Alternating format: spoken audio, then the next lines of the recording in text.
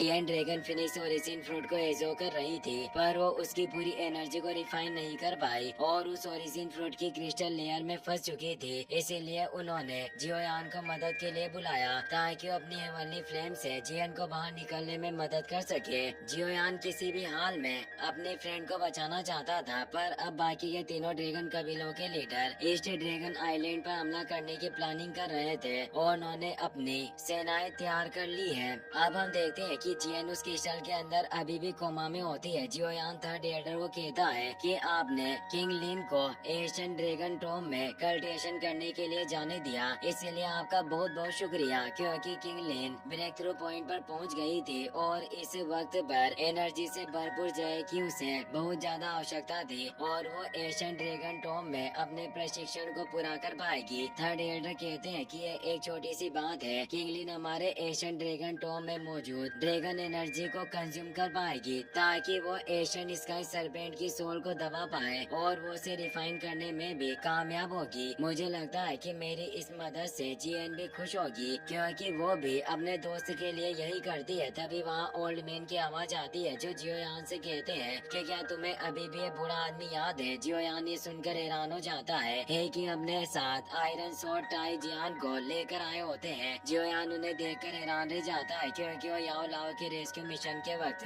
Black और white तियानजुन से उन्हें बचाते हुए मारे गए थे। जियोयान कहता है कि आप तो उस वक्त हमारी आंखों के सामने खत्म हो गए थे। टाई जियान हंसते हुए कहते हैं कि उस समय एल्डर जूली ने मुझे बचा लिया था। जियोयान थर्ड एल्डर से कहता है कि मैं अपने मास्टर को बचाने के लिए सोल पैलेस में गया था, तब आप ही थे जिन्होंने गुप्त रूप से मेरी मदद की थी। मैं अनजाने में ही आपका बहुत बड़ा कर्जदार हो गया हूँ। जूली कहते हैं कि जीएन हमारे कबीले के लिए काफी ज्यादा महत्वपूर्ण है, इसलिए मैं बूढ़ा आखिर उसे अकेले बाहर यूं ही कैसे घूमने दे सकता था, जिस वजह से मैंने गुप्त रूप से उसकी रक्षा के लिए टाई जियान को चुना। इसके अलावा आयरन सोर्ड टाई जियान का स्वभाव काफी अच्छा है और मैं खुद इनकी काफी प्रशंसा करता हूँ। टाई जियान हंसते हुए उन्हें प्रशंसा के लिए धन्यवाद देते हैं। जियोयान जूली से बोलता है कि एल्डर आप वाकई काफी अच्छे हो, मैं आपकी इस दयालुता को हमेशा अपने हार्ट में याद रखूंगा। जूली ने कहा कि इसकी कोई जरूरत नहीं, ये सिर्फ छोटी सी बात थी और अब उसे वो कुछ ब्लड ड्रॉप को बाहर निकाल कर बताते हैं कि यह इनविजिबल व्हाइट ड्रैगन ब्लड है जिसे मैंने खुद रिफाइन किया है। ये न केवल हड्डियों और मांसपेशियों को मजबूत कर सकता था, बल्कि ये तुरंत ही बहुत बड़ी मात्रा में स्पिरिचुअल एनर्जी को भी रिकवर कर सकता है। जियोयान को उस ड्रैगन फिनिक्स से ओरिजिन क्रिस्टल लेयर को रिफाइन करते वक्त इसकी जरूरत होगी, इसीलिए जियोयान उन्हें अपने पास रख लेता है। जूली बोलते हैं कि हे किंग और आयरन सोर्ड, आप दोनों को यहाँ पहरा देना होगा। याद रहे जियोयान को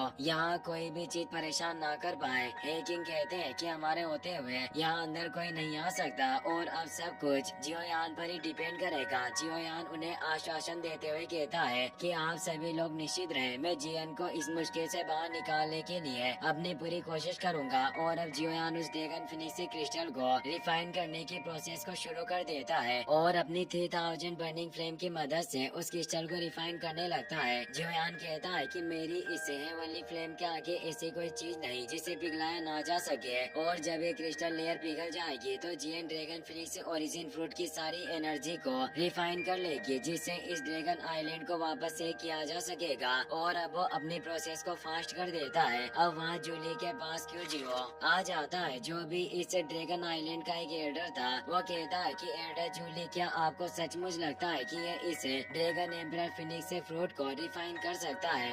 जूली कहते हैं कि यह लड़का कोई मामूली लड़का नहीं, इसका चरित्र काफी अच्छा है, जो पेल कंपटीशन का चैंपियन बना, इसीलिए इसमें निश्चित रूप से योग्य गुण होने चाहिए। क्यूजिओ कहता है कि आप जानते हो कि जीएन हमारे ड्रैगन आइलैंड के लिए कितनी ज्यादा इम्पोर्टेंट है। अगर इसे कुछ हो गया तो फिर हमारा ये एशियन व्हाइट ड्रैगन क्लैन कभी भी फिर से एकजुट नहीं हो पाएगा। जूली बताते हैं कि जीएन ने कोमा में जाने से पहले व्यक्तिगत रूप से निर्णय लिया था कि जियोयान उसकी मदद करने जरूर आएगा और वो जियोयान के होते हुए खुद को कभी भी नुकसान नहीं पहुंचाएगी और न ही जियोयान उसे कुछ होने देगा। क्यूजिओ बताता है कि हमारे चारों ड्रैगन आइलैंड की जो सभा होने वाली है उसका दिन निकट आ रहा है। बाकी के तीनों आइलैंड की तुलना में हमारा ईस्ट ड्रैगन आइलैंड बिल्कुल भी प्रॉफिट की स्थिति में नहीं है। जूली कहते हैं कि हमें अपने ईस्ट ड्रैगन आइलैंड को हाईएस्ट लेवल पर लेकर जाना होगा और ये जीएन की मदद से ही हो सकता है, इसीलिए हमें ध्यान रखना होगा कि जियोयान की इस प्रोसेस के बीच कोई खलल न पैदा कर पाए। वही हम मानयान और नासु की स्पेसशिप को देखते हैं। ये दोनों ड्रैगन कबीले के लोग ईस्ट ड्रैगन आइलैंड पर हमला करने के लिए लगातार आगे बढ़ रहे होते हैं और वो अपनी पूरी आर्मी के साथ आए थे। वहीं जियोयान लगातार अपनी एवनली फ्लेम से उस ड्रैगन क्रिस्टल लेयर को रिफाइन कर रहा होता है, जिससे अब वो पिघलना स्टार्ट हो गई थी। जियोयान सोचता है कि फाइनली ये इतने घंटों के बाद पिघलना शुरू हुई, पर इतनी देर तक एवनली फ्लेम का इस्तेमाल करने से उसकी एनर्जी काफी कम हो गई थी। इसीलिए अब वो जूली के द्वारा रिफाइन किया गया ब्लड ड्रॉप को निगल लेता है, जिससे उसकी एनर्जी वापस से रिकवर होना स्टार्ट हो जाती है और अब वो वापस से उस क्रिस्टल को रिफाइन करने लग जाता है। वो दिन रात लगातार उसे रिफाइन करता रहता है। पूरा 1 महीना गुजर जाता है। अब वो क्रिस्टल काफी हद तक रिफाइन हो चुका था, जिससे उस ड्रैगन फिनिक्स से ओरिजिन फ्रूट की बची हुई एनर्जी जो उस क्रिस्टल में थी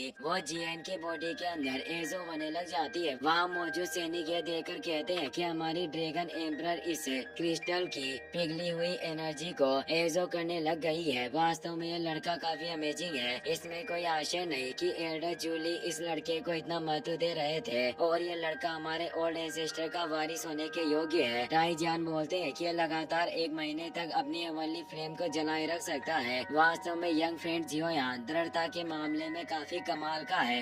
एल्डर जूली भी वहाँ जाते हैं। वो कहते हैं कि फ्यूचर में इस लड़के को निश्चित रूप से एक महानता प्राप्त होगी और ये बहुत ही पावरफुल बनेगा। साथ ही जियो फैमिली जल्द ही अपना गौरव वापस से प्राप्त कर पाएगी। और वो जियो जुआन को याद करते हुए कहते हैं कि तुम्हारा जियो परिवार काफी डाउन चल गया था, पर जियोयान के साथ अब वो वापस नई ऊंचाइयां छुएगा। टाइजान कहते हैं कि ये जियोयान वेनेरेट याओलाओ का डिसिपल है। वाकई रिफाइनमेंट के मामले में काफी अच्छा है, पर तभी वहाँ की पूरी जमीन हिलने लगती है, जिससे वो हैरान हो जाते हैं क्योंकि बाकी ड्रैगन कबीले के लोग यहाँ पहुँच गए थे। सभी काफी परेशान होते हैं कि आखिर हो क्या रहा है, पर एल्डर जूली को एहसास हो गया था कि दूसरे ड्रैगन कबीले के लोग हम पर हमला करने आए हैं। वो हे किंग और आयरन सोर्स से कहते हैं कि तुम दोनों को यहीं रहकर इस एरिया को प्रोटेक्ट रखना होगा। मैं जाकर मामले की जांच करूंगा। वो दोनों उसकी बात समझ गए। जूली वहाँ से निकल जाते हैं, पर जाने से पहले वो ड्रैगन आइलैंड पर एक प्रोटेक्टिव शील्ड को एक्टिवेट कर देते हैं। ये एक तरह की इनविजिबल डिस्क भी थी, जिससे वो पूरा महल ही गायब हो गया था ताकि दुश्मन जीएन तक ना पहुँच सके। और अब जूली, क्यूजियो और अपनी पूरी आर्मी के साथ उस जगह पर पहुँच जाते हैं जहाँ से दूसरे ड्रैगन आइलैंड के शिप से आने वाले थे। अचानक कई सारे वॉइड पोर्टल खोलते हैं और सिपाहियों से भरे हुए कई सारे शिप वहाँ जाते हैं। एक ड्रैगन आइलैंड का लीडर नासो सामने आता है, जो अपने साथ अपने सेनापति चार्ली को भी लाया होता है। और अब एक तेज एनर्जी के साथ मानयान भी वहाँ जाता है, जिसकी पावर हाफ संत रियल्म में होती है, इसीलिए वो काफी पावरफुल था और अपने सैनिकों के साथ सामने आ जाता है। क्यूजियो गुस्से में कहता है कि नासु तुम ही ज्यादा साहसी हो गए हो, जो तुम हमारे ईस्ट ड्रैगन आइलैंड पर आक्रमण करने के लिए इतने सारे लोगों को लाने का एहसास किया। नासु मुस्कुराते हुए कहता है कि क्यूजियो में एक आइलैंड का ड्रैगन किंग होने के नाते उस रॉयल ब्लड लाइन वाली लिटिल गर्ल को पकड़ने के लिए आया हूँ, ताकि तुम हम पर हमला ना कर सको। जूली गुस्से में कहते हैं कि तुम्हें क्या लगता है कि हम तुम्हारा कुछ नहीं बिगाड़ सकते? तुम हमारे एम्परर के खिलाफ जाना चाहते हो? क्या तुम्हें लगता है कि हम खड़े खड़े तुम्हें हमारी ड्रैगन एम्परर को ले जाने देंगे? तुम सिर्फ ड्रैगन रॉयल ब्लड लाइन की एक ब्रांच हो और फिर भी तुम खुद को ड्रैगन किंग लीडर कहलाने का साहस कर रहे हो। मानयान गुस्से में कहता है कि जूली तुम अपनी बकवास बंद करो और जल्दी से उस लड़की को हमें सौंप दो। मैं साउथ ड्रैगन किंग कभी नहीं चाहता कि हमारे सेशन वॉइड ड्रैगन क्लेन को तुम्हारे ईस्ट ड्रैगन क्लेन के द्वारा कंट्रोल किया जाए। तुम हमसे जीत नहीं सकते, इसीलिए इस बेकार के युद्ध में वक्त जाया क्यों किया जाए? क्यों जो बोलता है कि हम ड्रैगन कबीले को वापस से एग्जीक्यूट करना चाहते हैं। आखिर इसमें बुराई क्या है? तुम लोग नीच प्रवृत्ति के हो और काफी छोटी सोच रखते हो, जो सिर्फ अपना मतलब देख रहे हो। नासु बोलता है कि अब बातचीत से मामला हल होने की कोई गुंजाइश नहीं है, इसीलिए हम अब केवल फाइट ही कर सकते हैं। और वो मानयान से बोलता है कि हमें इस लड़ाई को शुरू करना होगा, हमारे पास ज्यादा वक्त नहीं है। मानयान अपनी आर्मी को उन पर हमला करने का ऑर्डर देता है, जिससे सभी सोल्जर तेजी से उनकी तरफ बढ़ने लग जाते हैं। जूली भी अपनी पूरी सेना को उन पर हमला करने के ऑर्डर देते हैं, जिससे एक भयानक युद्ध शुरू हो जाता है। इसी के साथ ये एपिसोड यहीं पर खत्म हो जाता है। वीडियो पसंद आया हो तो इस वीडियो का 10 के लाइक एम जल्दी पूरा कर देना और अपने दोस्तों के साथ शेयर करना, लाइक करना ना भूलें।